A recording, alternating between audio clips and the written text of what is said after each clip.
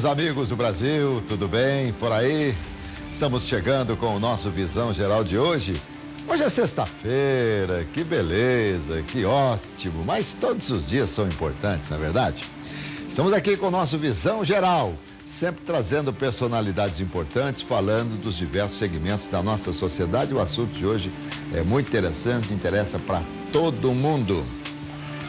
Se uma pessoa adquire a atitude correta em relação ao dinheiro, isso ajudará a endireitar quase todas as outras áreas da vida dele ou dela. O dinheiro faz homens ricos, o conhecimento faz homens sábios e a humildade faz grandes homens. É isso. Você gasta muito? Você é muito seguro? Faz poupança? Enfim. Nós vamos tratar de um assunto muito interessante, finanças pessoais, com Patrícia Donato, empresária e consultora nessa área, na área de finanças pessoais. Querida, para mim vai ser uma consulta, seja muito bem-vinda, viu? Obrigada, Alberto. Muito obrigada. Vamos tê-la aqui, viu? Vamos falar de um assunto que interessa todo mundo, né? Exatamente. O rico, o pobre, o mediano e todo mundo. E para mim é um prazer falar de algo que, além de ser o meu trabalho, hoje é a minha missão de vida, né? Ah, é? É mudar a vida das pessoas com a relação do dinheiro. Muito bom. Deixa eu falar de você um pouquinho aqui, Patrícia. Sim.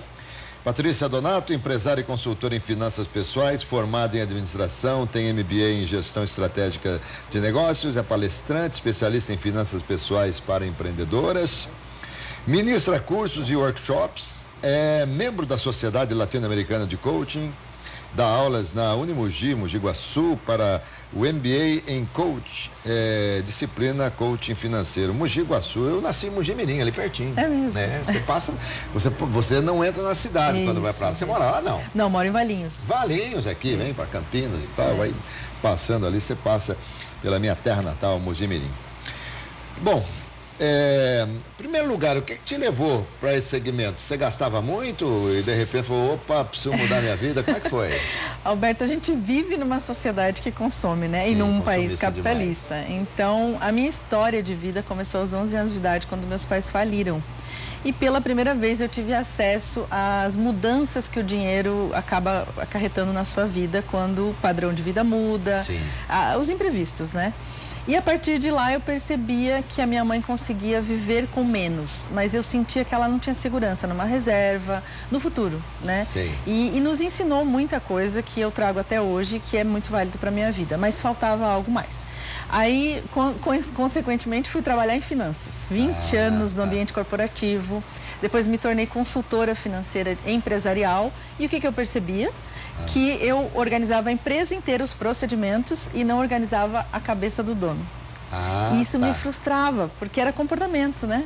Ele fazia as mesmas coisas com escolhas às vezes equivocadas e o resultado era sempre insatisfeito, indesejado. Entendi. Então eu parti para o lado de cuidar das pessoas. Muito bom. Seus pais faliram, eram empresários? Eram empresários no ramo de calçados, eles tinham uma rede de loja de calçados, e minha mãe, muito empreendedora, por várias vezes tentou outros negócios, mas assim, você via que não era força para o trabalho a diferença, a diferença era a gestão do dinheiro, né? Muito bem, muito bem. É difícil poupar? Eu pergunto isso para as pessoas. É mais difícil planejar ou poupar? O que é mais, na sua visão, é mais fácil Pelo você... comportamento humano. Gastar não sei se é mais fácil, que é mais gostoso, é mais gostoso, né? Eu digo que as pessoas sabem produzir dinheiro e usar o dinheiro, né? Garantir um dinheiro para o futuro, essas coisas e realizações é mais difícil. Eu acho que o poupar é difícil quando a pessoa enxerga o dinheiro como algo imediato. Ele tem aquilo, então ele quer usar aquilo agora, né? O imediatismo, ele atrapalha bastante a realização de coisas maiores. Porque eu fico satisfeito, mas gera uma felicidade instantânea. Talvez antes da fatura do cartão vencer, eu já me arrependi. Então, entendi. essa felicidade instantânea às vezes atrapalha o planejamento. E você, sim, pela experiência que tem, por tudo que faz, você conseguiu chegar à conclusão se o brasileiro ele é um povo dado à poupança, alguma coisa assim? Tinha essa cultura muito forte da poupança até pouco tempo atrás, né? E hoje o mercado financeiro está bem mais aberto, com opções bem melhores para nós. Mas você deve se lembrar um tempo que nossos pais tinham até linha telefônica como bens. Lembra disso? Não precisa ser os nossos pais. Eu mesmo já Você tive. teve? Eu mesmo já tive linha telefônica como bem. Você alugava, tinha um bom aluguel pela linha telefônica. Eu paguei caríssimos, preços absurdos por determinadas linhas. Vendi por ótimos preços, mas no final acabei dando porque ninguém queria mais. E porque mudou essa filosofia das finanças do telefone. A mesma coisa acontece com imóveis. Quantas pessoas planejaram ter salas comerciais para alugar? Enfim. Sem dúvida, sem como dúvida. qualquer mercado, né, seja o mercado alimentício, o mercado financeiro, o mercado imobiliário também, às vezes, entra numa bolha e tem recessos e acaba não gerando a renda que você esperava. Então, o que eu vejo do brasileiro? Eu vejo que ele tem tentado se moldar às novas formas de investir o seu dinheiro, né? Hoje em dia as startups são uma opção para empreender sem colocar às vezes o seu tempo e N formas que existem para investir. Mas olhando para o lado comportamental, o que está mudando? Felizmente, eu imagino, os nossos jovens, eles não têm mais essa questão de tipo, eu quero ter um dinheiro guardado. E aí que começa a mudar a consciência financeira. Eu fui dado a poupança há um bom tempo, né? Eu já cheguei a guardar dinheiro em meia. Meia? Você já ouviu falar do pé de meia, né? Essa é boa. Mas isso é coisa antiga dos meus pais, dos meus avós. Sim. Guardava esse dinheiro em meia. Diz que quando o dinheiro estava na meia, aquela coisa crescia e tal. Olha só. Esses negócios Esse todos milagre aí. eu não conhecia. Não, nós vamos falar depois também do seu site, mas só para a gente ilustrar aqui, o seu site é A Dona do Dinheiro. A Dona do Dinheiro é a minha marca hoje, com muito orgulho, como consultora, como criadora de conteúdo, né? Porque eu quero tornar as pessoas donas do dinheiro. Tá. E esse nome veio do meu apelido, a vida toda em finanças, mas eu era dona do dinheiro dos outros. Dos outros, né? Entendi. Porque eu estava nas tesourarias, nas controladorias. Perfeito. E eu falei, bom, preciso torná-las donas do seu dinheiro, né? Olha, eu vou fazer uma pergunta aqui que eu acho que eu já sei a resposta, mas é bom você nos colocar. Quem gasta mais, o homem ou a mulher? Depende. Não depende, não estava aqui, né? Então, provavelmente você diria que são as mulheres. Eu acho que as mulheres são mais consumistas, não sei se gastam mais. Eu poderia te convidar a voltar às cavernas? Vamos lá. Tempo da Idade da Pedra, aquela coisa toda. Isso. O que acontecia naquela época pela natureza humana? Os homens saíam para caçar, para trazer o alimento, né, o sustento e tal. E as mulheres, por conta disso, ficavam cuidando dos filhos na caverna e normalmente plantavam, semeavam algo muito próximo para elas não se deslocarem. Então elas têm uma característica natural muito forte, ser acolhedora. Tá. Se ela não conseguir resolver o problema do outro, ela vai dar um jeito, certo? E por outro lado também, ela talvez peça ajuda com mais facilidade. Olhando isso pelo lado do consumo, a mulher ela quer se agradar. Então, o lado emocional dela vibra às vezes em relação ao consumo. Então, eu já tive clientes, por exemplo, que ela não comprava nem para ela. Ela comprava para os filhos, ela comprava para a mãe, para a irmã. Para os netos e tal, né? Para os netos é a coisa que eu mais escuto hoje falar. E o homem, qual é o foco dele? O foco dele é talvez ter resultado, ganhar mais. Talvez esteja ainda mais ligado a poder e a status, mas não podemos rotular. E nessa linha aí, quem é que pensa mais em poupança, ele ou ela? Ela. E por isso a Dona do Dinheiro é um nome feminino, porque o meu público-alvo são as mulheres. Se ela não for detentora de toda a renda da casa, às vezes ela decide. Então, às vezes ela não é provedora, né? Às vezes ela compartilha, mas às vezes ela decide. E uma dona de casa? O tempo todo. Ela está fazendo escolhas, ela está olhando para o orçamento, ela está olhando para as necessidades, ela que lembra do presente, da família. Ela que sabe o preço de tudo que tem em casa, nas prateleiras, nos armários e tal, né? E, bom, eu costumo dizer assim, eu vou assim, às vezes, ao supermercado com ela, mas eu mal sei onde ficam as coisas em casa. Sim. Pega um quilo de arroz, onde é que está? Mais ou menos assim, né? Imagina preço então, né? Exatamente. Realmente assim é complicado. Mas eu acho também o seguinte, que quando o homem dá para ser mais solto, os gastos dos homens são muito maiores que os da mulher. E até porque o homem faz pesquisa, né? A mulher compra alguma coisa, ele vai ali, tá bom isso aqui. A mulher não, a mulher já, quando ela comprou mais barato mesmo. Isso, mas quando a gente atua na reeducação, o que a gente entende? Que todos querem ficar satisfeitos com o dinheiro que ganham, com o dinheiro que aplicam. Então, olhando, como você falou, para um homem que tem às vezes os brinquedos mais caros, Sim. Se a pessoa for da área de tecnologia ou mesmo trabalha com TI, talvez Sim. ele queira um teclado super, mega, ultra avançado que custe R$300. E a esposa vai comprar e ela não acredita que um teclado custa R$300. Mas a hora que ela vai comprar uma bolsa, aquilo é normal. Normal. Então, por isso que a gente tem que entender na reeducação qual que é o valor do dinheiro para cada um. Vamos falar sobre isso aí. Você falou que o projeto do seu site, A Dona do Dinheiro, Sim. é que você trabalha mais com as mulheres. Mas essa consulta que eu estou fazendo não vai adiantar nada, então, para mim? Vai, inclusive eu tenho clientes homens, porque o homem, talvez ele tenha mais resultados na consultoria quando ele pede ajuda. Né? Ele sente que ele já tentou tudo, e também porque o ser humano vem de modelos, como a gente falou, dos nossos pais, às vezes uma pessoa que te inspirou na vida e você faz daquele jeito, só que não é o seu modelo para o dinheiro. Tá. E isso a gente descobre na reeducação. Bom, educação e reeducação. Só pode ser reeducado quem já foi educado, não é assim? É isso mesmo. Então, mas para muitos você não faz reeducação, você faz educação financeira. Porque não então. foi ainda, não teve ainda a educação. Qual é a diferença? A educação vem do que você vê, né? Desde a infância, adolescência. Os psicólogos falam que a gente pode começar a partir de 7 anos com as crianças, mostrar essa noção do dinheiro. Quando que a pessoa começa a educação comigo? Quando ela não tinha ainda renda. Ela ainda não tinha como fazer escolhas com dinheiro, porque ela não tinha dinheiro. Sei. Então, uma pessoa que tem o primeiro emprego ou que está tentando se recolocar no mercado, porque se formou e ainda não chegou lá. A reeducação vem quando a pessoa já tinha hábitos e um modelo e isso está a insatisfazendo. Isso não está deixando ela ter os resultados que ela quer. Aí ela precisa se reeducar. Tá. Muito do que ela tem, ela não vai perder, mas ela vai dar um upgrade ali. Entendi. E a gente pode também chegar a imaginar que não exista ninguém tão educado que não precise ser reeducado. Podemos. E não tem ninguém tão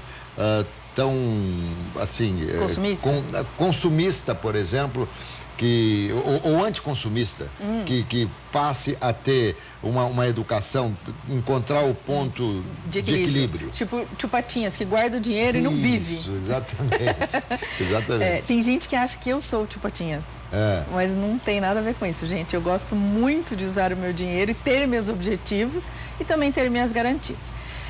Então, assim, exatamente, existem pessoas que estão talvez congeladas no modelo em que elas estão infelizes, né? Porque não usa o dinheiro, quanto mais tem, mais quer guardar, e isso não faz sentido, né? O dinheiro, ele é só um meio, ele não é um fim. Mas para um país que tem 14 milhões quase de desempregados, vivendo a crise que nós estamos vivendo,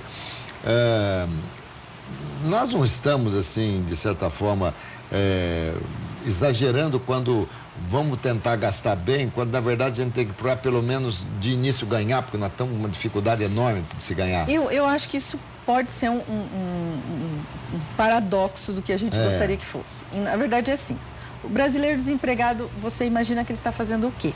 Ele é muito criativo, ou ele está vendendo alguma coisa, empreendendo informalmente, tá na informalidade e tal. Ou de alguma outra forma ele está... porque sem dinheiro não pode ficar. Não pode viver, né? Ou comer, talvez né? Ele esteja de uma outra forma ajudando alguém, da família mesmo, digamos, alguém que teria que pagar se não tivesse apoio dele. Digamos assim, pessoas que estão cuidando de crianças para o outro trabalhar, né? Então, às vezes, essa informalidade não nos mostra a criatividade do brasileiro. E a relação com o dinheiro é outra, porque o consumismo, ele diz respeito àquilo que você, o querer, é o que você não tem. Você sempre quer o que você não tem. É que nem um sonho. Você tem sonho de ter uma casa própria. A hora que você tem a casa própria, acabou o sonho, e aí? Não, você tem que renovar os sonhos, precisam ser renovados, claro. Exatamente. Querida, nós vamos conversar muito ainda, eu quero saber de você o que seria melhor fazer, quantos % do que se ganha, poupar alguma coisa assim, já a gente continua, tá bom? O ideal, né? Dentro do orçamento familiar seria de 10% a 20%.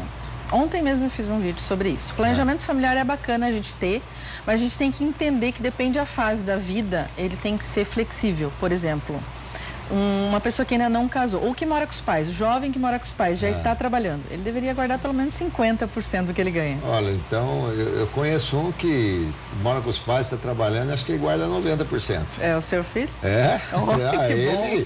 Ele guarda tudo que pode. Isso, porque a vida vai começar, ele vai ter um padrão. O pai também paga tudo, não paga pra morar, não paga... Não, é força de expressão, mas então, quanto mais puder guardar, melhor, é isso? Isso. Por quê? Porque assim que ele assumir uma vida fora de casa, ele já vai ter vai já começar a determinar o seu padrão. Agora, mas e a chamada qualidade de vida? Onde é que entra aí? Ela entra de acordo com aquilo que você escolhe. Então, por exemplo, você pode ganhar pouco e ter qualidade de vida, né? Porque as suas escolhas estão dentro do padrão que você resolveu escolher. Antes da qualidade, o padrão, eu acho que ele tem que ser primeiro definido. Primeiro definido. É. E a gente pode também falar que é tão usada essa expressão, ninguém precisa de tanto para viver? Podemos. Eu falei para você sobre o status. O status leva as pessoas a adquirirem coisas. Tem uma frase que diz assim, que elas compram coisas que elas não querem para mostrar para alguém que ela não gosta algo que ela não tem. E talvez ela até se endivide, não é? Então não adianta eu olhar para a grama do vizinho e querer comprar as minhas coisas de acordo com o que eu acho mais bonito do lado de lá. Eu preciso saber o que eu quero. Agora, você como consultora financeira, você daria o conselho às pessoas que se livrassem de tudo aquilo que não trazem lucro e que também prazer relativo? Por exemplo, apartamento em praia. Quando você vai uma vez, 2 vezes por ano à praia, e aquele apartamento dá uma despesa, sei lá, por mês, tanto. Olhando para o orçamento da pessoa, se isso estiver impactando, ela não tem como locar nos períodos que ela não vai, ou até mesmo a família usar para dar um apoio, né? Realmente é um fardo. O que a gente olha na consultoria? Porque assim, eu procuro não encaixar as pessoas num modelo, porque às vezes o que serve para mim não serve para você. Então, o que eu olho para os valores dela? Por exemplo, uma pessoa que valoriza viagens, ela não pode ter um custo altíssimo de morada, né? Ou de coisas fixas, porque ela não vai sobrar dinheiro para viajar. Uma pessoa que gosta de carros esportivos, talvez ela tenha que gastar menos com restaurantes. Tá certo. Então, esse equilíbrio a gente busca a partir do que realiza a pessoa. Então, não pode ser de outra forma. Isso é muito importante. Você tem que eleger prioridades. Isso. Agora, tem uma coisa que eu queria te perguntar. Claro que, por exemplo, eu sou uma pessoa que eu não sei qual é o meu salário. Tá. Eu não tenho salário. Você tem renda variável. Renda variável. Tá. Uma pessoa que tem um salário fixo, é muito mais fácil fazer um planejamento. Sim. Agora, para as pessoas que estão na mesma linha, dessa mesma linha que eu disse há pouco, são vendedores. Isso. Tem época que vendem bem, tem um dinheiro, época que não vendem bem, enfim. Essas pessoas, qual é a fórmula delas fazerem o planejamento? Antes a gente estava falando em ponto de equilíbrio, né? Ponto de equilíbrio, isso. É algo que você tem que ter para ter satisfação com o que você faz. O autônomo, o prestador de serviço, ele precisa ter, antes do ponto de equilíbrio, um teto. Qual é o mínimo que eu tenho que ganhar para honrar tudo que eu já adquiri de despesa ou de padrão de vida e tudo mais? Então, um exemplo, se ele ganha 10 mil por mês, às vezes ganha 8, às vezes ganha 12, talvez o padrão de vida dele tenha que estar entre 6 e 8, se ele nunca ganhou menos que 8. Para quê? Para ter garantias. Ele só não pode traçar o padrão de vida dele como modelo efetivo quando ele pegar 2, 3 meses de vacas gordas, como se diz na gíria. Isso. Porque, além de tudo, no trabalho autônomo existe a sazonalidade. Sim, sem dúvida. Meu esposo trabalha no ramo alimentício, com frangos. Aí, às vezes, Semana Santa... Preço, né? Às vezes, Semana Santa, final do ano, que compra outras coisas, faz mais churrascos, às vezes, de carne vermelha, cai. Então, a gente tem que ter esse padrão, porque o ganho é variável. Mas aquela pessoa, por exemplo, que é fisioterapeuta autônomo, que ele tem sessões, né? Então, por exemplo, se algum cliente cancelar, ele não vai ganhar. Sim. Então, a importância de viver com menos, como você falou, viver com menos não do que está bonito, do melhor cenário. Viver com menos. Ou do cenário médio ou do pior cenário. Isso, ou do que ele garante que ele produz, digamos assim, né? Até parece que você conhece minha família, que você falou fisioterapeuta. Eu tenho um filho fisioterapeuta. Mas é porque as particularidades são de todas as famílias, né? Lógico. Agora vamos falar sobre empréstimo bancário. Vamos supor, alguém está devendo Aliás, os juros do cartão de crédito e os juros do cheque especial subiram. Isso. Subiram. A taxa Selic baixou e os juros subiram. É um país que é de ponta cabeça. Não dá para entender esse país. E no momento que o povo está num sufoco, ao invés de ajudar, não. Eles vão lá e acabam dando golpe de misericórdia. Mas vamos lá. A pessoa deve no banco e paga uma taxa absurda hoje de juros, né? Isso. 10, 11% ao mês, um absurdo. Até mais, né? A pessoa está devendo no banco. Como é que faz? Ela tem que arrumar um jeito de fazer um empréstimo para um banco, negociar, como é que é? Primeiro, antes, já para te adiantar, nós teremos uma mudança no cheque especial agora dia 1º de julho. Isso. Já, informado pelo Banco Central, para que as pessoas não criem essas eternas bolas de neve. Exatamente. Porque às vezes, por exemplo, tem pessoas que não pagam o cartão com atraso, mas gastou tanto no cartão que paga e estoura o cheque especial. Dá na mesma. Então a ideia qual é? Primeira coisa, olhar quanto ganha, quanto gasta. Porque se não fizer esse panorama, essa fotografia, não vai saber onde vai conseguir conter para que mude o cenário de 2 a 3 meses. Com relação ao empréstimo já adquirido, tem que sim olhar para essa taxa, para esse banco, para saber se isso é a única saída que você tinha ou a melhor, né? E eu costumo falar que se você tiver a oportunidade de ter um dinheiro barato, você já ouviu falar nisso? Eu já ouvi falar, mas nunca vi. O dinheiro barato qual é? É aquele que você consegue através de uma pessoa conhecida ou no local onde você trabalha, no seu empregador, com menor juros ou sem juros. Mas aí você pode falar, Patrícia, por que eu vou pedir um dinheiro emprestado para um parente e ficar, com problemas e tal?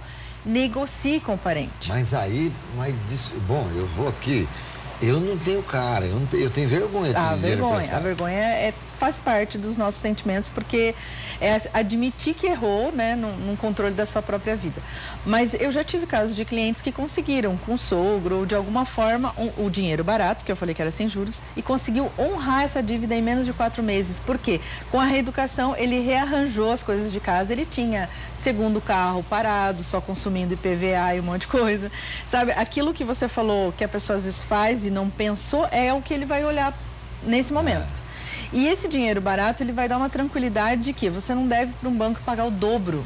Vou te dar um exemplo simples, tá? Hoje, se nós parcelarmos um eletrodoméstico, tipo uma geladeira, em mais de 24 vezes, ou 18 a 24 vezes, você já paga 1,8 de geladeira. Você já paga quase duas geladeiras. Aí entrar numa fria. E qual que é o pensamento do brasileiro? A parcela cabe no bolso, então eu vou comprar. Aí nós falamos também sobre a questão de quanto reservar. O que o brasileiro está fazendo hoje com a reserva dele? Ele está pagando quase 20% do salário dele de juros. Não só juros do cheque especial, juros de conta que ele atrasa porque ele não está organizado. Às vezes ele recebe dia 7 e a conta venceu dia 5. Ele paga todo mês com atraso. Agora, a gente tem que reduzir uma série de coisas. Você disse, saídas a restaurantes. Mas a vida também é feita de prazer. De viver, exatamente. Você tem que ter prazer, você tem que viver. Sim. Eu já pensou a semana toda, aquele trabalho, que é um trabalho exaustivo e tal. Exato. E você, de repente, quer dar uma espairecida e tal. Mas algumas acomodações podem ser feitas. Por exemplo, há determinados restaurantes muito bons em todo o Brasil, mas eu vou citar aqui Campinas, onde o restaurante serve extremamente bem. Não é barato, mas serve extremamente bem. Um prato comem 2,5 pessoas ou 3 até 4 às vezes. Sim. Leva um casal para comer junto. Exato. Isso é uma coisa, é uma alternativa. É uma alternativa. Os hábitos, eles vêm daquilo que não te faz mal. Porque, como você está falando, a gente precisa viver, a gente precisa aproveitar o nosso dinheiro. Sem dúvida. Então, por exemplo, um hábito que eu tenho. Eu quero uma tarde no cinema com talvez uma pipoquinha ou um café depois do cinema. Eu saio de casa almoçada, mas é um hábito, entendeu? Tá. A pessoa pode ir para o shopping, almoçar e ter o cinema, sim. Só que se ela fizer isso 4 vezes no mês, ela vai impactar a renda dela. E aquela história de fazer compra em supermercado com fome? Também, isso tem muito a ver. As duas coisas, além da fome, é não ter um cardápio pré-preparado. Porque se você comprar sem fome, ok, você vai comprar o que você acha que você vai usar. Mas você põe na geladeira e a coisa estraga. Verdade, né? verdade. Então tem que ter um cardápio com a lista e depois alimente-se. Você ministra muito cursos para mulheres. Para mulheres. Não, na verdade assim, hoje eu estou atuando em 2 frentes quando é palestra ou curso em grupo. Nas empresas, porque às vezes eu consigo, através de conceitos de finanças, diminuir a incidência de pedido de empréstimo. Também porque o funcionário, se ele vai trabalhar chateado, com um monte de problema financeiro em casa, ele é menos produtivo, né? Então os RHs hoje estão abrindo as portas para que eu consiga chegar lá. Entendi. E as mulheres, porque elas estão empreendendo muito. Então, quando eu pego um grupo de mulheres empreendedoras, elas têm que ser mãe, empresária, dona de casa e dar conta de um orçamento. Vou deixar uma pergunta aqui para ser respondida daqui a pouquinho. Tá. Não vou dizer se é normal, mas pode-se tirar o cartão de crédito do cônjuge, por exemplo? Olha, de hoje em diante, zerou o cartão de crédito, só dinheiro. Daqui a pouco você responde para mim, tá bom? Ok. Primeiro eu vou te dar um presente, antes de tirar o cartão de crédito. Que bom. Alberto, esse é um livro em que eu participei, né, como autora. Ele tem um capítulo que conta a história de como a Dona do Dinheiro nasceu. Resultados através do coaching. Do coach, que foi o método coach que me trouxe. Adriano Betelli. Ele foi o organizador do livro, né? Somos todos, os 15 coautores são todos membros da Sociedade Latino-Americana de Coaching. Tem uma dedicatória aqui. E o meu capítulo é interessante porque, assim, eu buscava ganhar mais e encontrei um legado. Olha que legal. Ele está aqui no marcador, o meu capítulo, aqui nesse início. Tá aqui. O marcador, inclusive, da Dona do Dinheiro, para você. A Dona do Dinheiro, olha aqui. Então, a ideia que a gente tem de quanto um propósito pode nos mover a levar a construção do nosso legado, do nosso patrimônio, enfim, né? Muito Ele legal. é um livro muito interessante. Não, com você certeza. Tá muito obrigado, vou ler. E esse é o tipo do livro para ler com o casal junto, né? Os dois lendo. Também. Mas vamos lá, vamos tirar o cartão, então. Olha, vamos lá ao cartão de crédito. Primeiro, assim, se a vontade é da própria pessoa de tirar o cartão, eu já dou 2 dicas normalmente. Uma, se você, eu te falei sobre ter um objetivo com dinheiro. Então, se você tem um objetivo com dinheiro, digamos, uma viagem para o Caribe, são suas férias, é algo que vai te realizar muito e você gostaria de pagar tudo à vista antes de ir. Pegue um adesivo, coloque no cartão de crédito, Caribe. Até se puder pôr uma fotinho bem pequena, põe e continua com ele na carteira. A hora que você for na primeira loja, na primeira esquina, você abre o cartão, no mínimo aquilo vai te dar um choque. Sem dúvida. Eu preciso ir para o Caribe. Porque algumas pessoas falam assim, Patrícia, eu nunca viajei para o exterior, nunca realizei um grande sonho. Mas quantas vezes foi para o litoral paulista? Quantas vezes fez churrasquinhos? E como você falou, não é para se divertir, mas precisa ter um equilíbrio, né? E isso acontece quando a pessoa tem o autocontrole. Agora, como você falou, posso tirar o cartão de crédito de alguém? Pode. Toda pergunta que começa com pode, a resposta é pode. Mas o que você poderia fazer? Estipular um valor mensal ou semanal. Olhar para o que ela consome, né? Porque algumas famílias têm o descontrole porque mais de uma pessoa consome o dinheiro da semana. Então tem envelopes, por exemplo, ou vidros para as coisas específicas.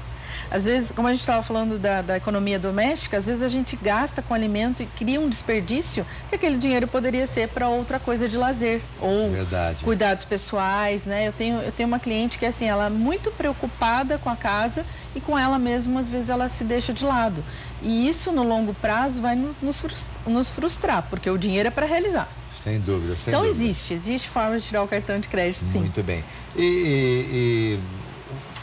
Como é que a gente trabalha com essa avalanche de propaganda, essa avalanche de ofertas? Porque hoje você sai com o carro, você está gastando. Você estacionou o carro, você está pagando. Isso. Sem contar os impostos, encargos que incidem em cima do seu carro. Então, o carro já dá um gasto, é uma família, digamos assim. Você tem que cuidar bem e tal. Aí vem você vai ao shopping, é uma vontade enorme de conseguir, de consumir as coisas em função de tudo que eles vêm falando. Como fugir disso? Primeiro tendo um objetivo, qualquer que seja, nem que seja um objetivo. Eu comecei mais ou menos em 2006, 2007. Eu li um livro que chama Os Segredos da Mente Milionária e eu peguei uma das ações e comecei a praticar. E ele diz, pague-se primeiro. Então, quando eu ganhava, eu já separava o dinheiro que eu ia guardar para o meu futuro. Ainda não tinha objetivo. Quando eu comecei a criar um objetivo para esse dinheiro, toda vez que eu saía à rua e que tinha essa oferta, eu tinha esse autocontrole de falar assim, não, é mais importante aquilo lá. Então, tem inclusive uma pessoa que é muito conceituada em finanças, que é o Gustavo Cerbasi, ele fala, é um pequeno sacrifício para uma grande realização.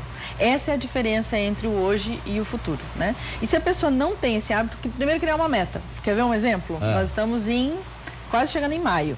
Eu gostaria de comprar os meus presentes de Natal à vista. Nós temos 7 meses. 7 meses, dá pra ir guardando. Quanto custa esses presentes? É a primeira coisa que a pessoa precisa saber.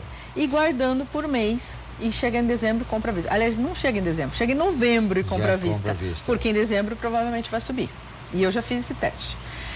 A outra coisa, eu gostaria de pagar o meu IPVA em janeiro à vista. Imagina não ter que usar o dinheiro do ganho de janeiro.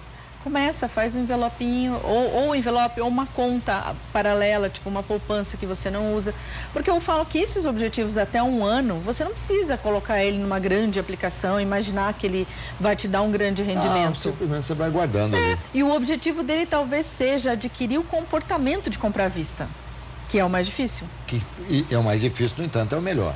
É o melhor, não 100%. Porque às vezes você pode adquirir algo parcelado, por exemplo, um curso, uma faculdade, um negócio, talvez você não pague à vista. Mas se você olhar para o desconto que você tem de pagar à vista, por exemplo, meu último semestre de inglês, eu paguei o semestre à vista. Eu tive quase 30% de desconto. É o meu dinheiro. Aplicado, e eu em momento algum daria esse valor de E que eu rendimento. posso usar esse 30% para então me agradar ou me realizar em outra coisa. Patrícia Donato, posso dar uma dica aqui para Por favor. se ganhar dinheiro? Uma simpatia para ganhar dinheiro? A simpatia. Um milagre. Acorde cedo, tome banho e vá trabalhar. Essa é uma simpatia que funciona. Querida, obrigado aqui pela sua presença. Foi muito legal, viu? Que bom. Obrigado pelo livro. Vou ler o livro e vou pedir para a família toda ler também. Tá bom? Vai ser muito importante. Tá bom. Obrigada. Será sempre bem-vinda aqui. Bom, vamos lá. Sexta-feira, puxar o nó da gravata. Ufa, sexta-feira chegou. Com moderação, juízo, né? Sempre sendo paciente do trânsito para não ser paciente no hospital, tá bom? Aproveita aí o final de semana, de repente aí prolongando o feriado, enfim, sei lá. Eu volto à noite, às 7 horas, com o nosso RF Sport Clube. Até mais, pessoal. Obrigado.